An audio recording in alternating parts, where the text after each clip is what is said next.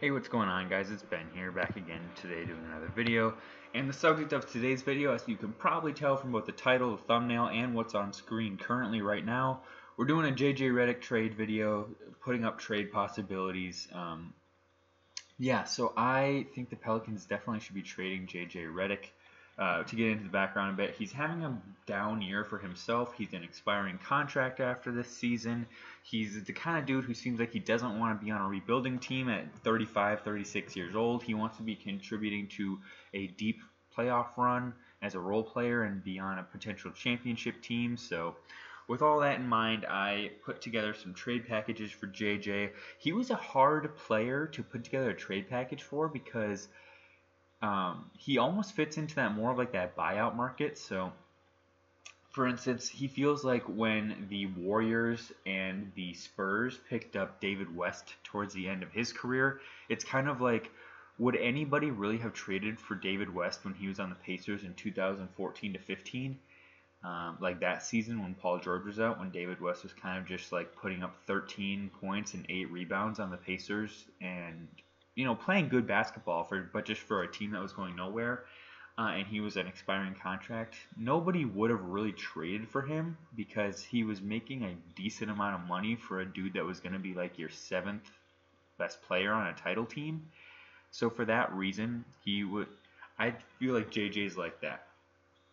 He's making like 13 million, which for a player who's playing really a lot of minutes and contributing and playing very well, that's like nothing. But for a dude who's like this year, JJ shooting like 35% from the field, which is really bad, and he's on an expiring contract, and he's about to be 36, if not already 36, and so it was harder to find trades for him than I thought it would be. But hey, with all that in mind, here we are, and I tried to find 5 trades. If there are things that you guys find to be terrible, let me know in the comments, and you can roast me, and that's totally cool, but I give it my best crack, and here we go. So trade number 1, and this is going to be kind of the pattern with a lot of these, but basically cap filler and a first-round pick from Philly for JJ. So Mike Scott is all these dudes who I sent are on 1-year deals that are going to be expiring. I don't think the Pelicans really need to keep any of them. Maybe Terrence Ferguson if they see something in him, but the other two are just dudes that I think you can let go and not really feel bad about in the slightest. But really what New Orleans is getting is a first-round pick from Philly back, which they're just trying to hoard first-rounders, it seems like, at this point. So to me, it's basically a first-rounder for JJ, and I think JJ Redick's value is kind of at that point where like maybe a first-rounder is worth it, kind of like that Derrick Rose value where like you trade a first-round pick but no tangible assets besides that. And especially for Philly, it's a late first-round pick, so it's not going to be that valuable, and I feel like that's pretty fair value for JJ, like a mid to late first-round pick. Considering he's also on an expiring and he's an older player, I think that's pretty fair. So yeah, I think, but what he does for Philly, you can have a really good spaced out lineup of, you just kind of add him to your spacing. So you're probably in crunch time going to want to have Ben, Joel, and Harris on the floor, and then you have your options. You could have Curry and JJ, you could have Curry and Melton, you could have Melton and JJ, you could have Curry and Danny Green, you could have Danny Green and JJ. You got a lot of different options depending on who's playing well that night, and I think it's just kind of like another tool in the toolkit for them, but like really good spacing where you could have a lineup with Ben Simmons out there where you have like Simmons playing like small ball center, Tobias at the 4, Danny Green at the 3, JJ at the 2, and Seth Curry at the 1, and that is like a hyper-spaced lineup to help Ben Simmons excel.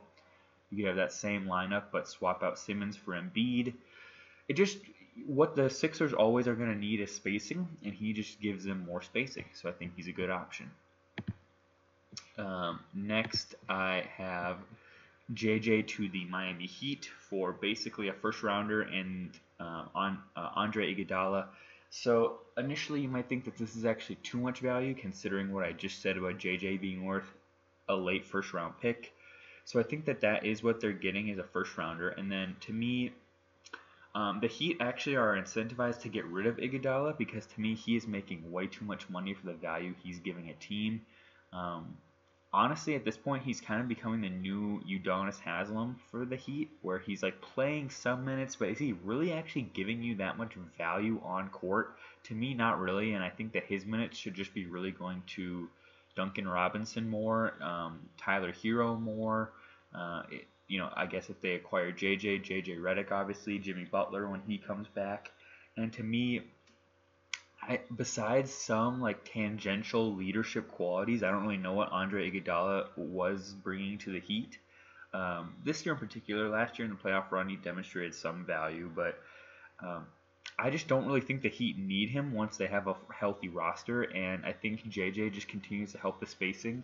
And to me, the Heat actually need more spacing help because Bam is essentially a non-shooter.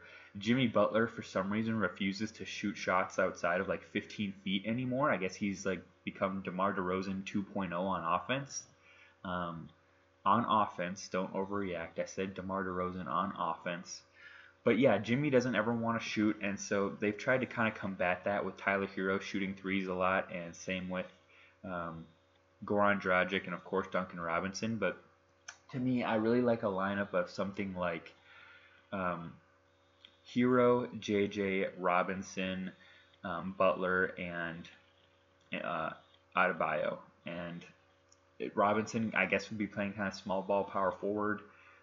Jimmy at the 3, Redick at the 2, and you could make it work fine on defense. On offense, you'd technically probably have Jimmy as your point guard, but it would just help space the floor more and kind of make up for losing Jay Crowder, who, to me, they didn't really adequately replace. So I have them getting JJ.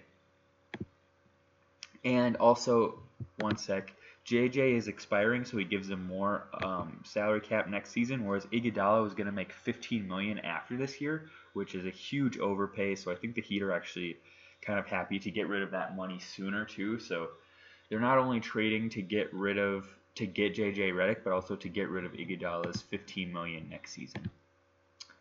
Next trade, I have Redick to the Mavericks. Again, kind of just your cap filler and a first for JJ kind of thing.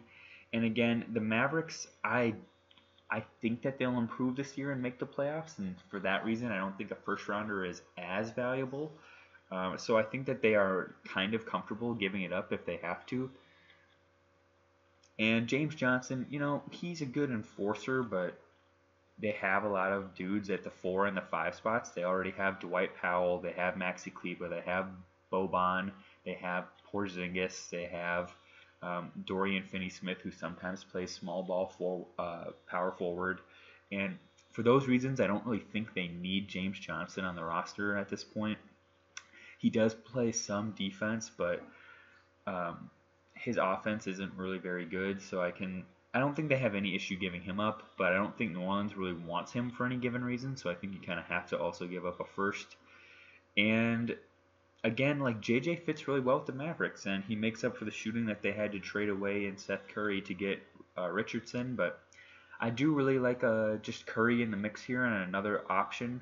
You could have a really well-spaced lineup of like everybody around Doncic being able to shoot, like Porzingis, Redick. It sounds really like a small lineup, but Luka's pretty big, and if they want to go a little bit smaller, they could put him technically as like the power forward and have something like Tim Hardaway, Redick, Richardson, Luka, and Porzingis. I know defensively that's a really poor lineup, but offensively it's like super well spaced. Obviously, they can go with their more traditional lineups and just kind of have JJ play a sixth-man role, which I think he fits into perfectly on this team and basically fills in the Seth Curry gap that he left when he got traded. So I think it makes a lot of sense for this team. Next, we're going to go to the Pelicans trading him to the Clippers for Patrick Beverley. I actually think this one makes a lot of sense, and yes, JJ going back to the Clippers. To me, the Clippers are already a well-spaced team, but I don't think the Clippers really need Beverley, and I don't know how much he actually adds to the team right now, so I say trade him to New Orleans, who really does need defense, so I think he'd be a good add there. And then JJ on the Clippers just adds more spacing. They're both they actually get off of the money earlier because Redick's contract expires a year earlier than Beverley's. And at first I was like, well, you know, JJ's 35, 36. He's way older than Beverley, who would be able to give you more value for longer. But then I looked, and Patrick Beverley is 32, which I was shocked by. Somehow I still had him as being like 29. So you're not like, he's not a spry spring chicken anymore. He's in the latter half of his career, which it just feels weird to think about. But and New Orleans also gets back tangible value besides just a first-round pick like every other trade I've put together.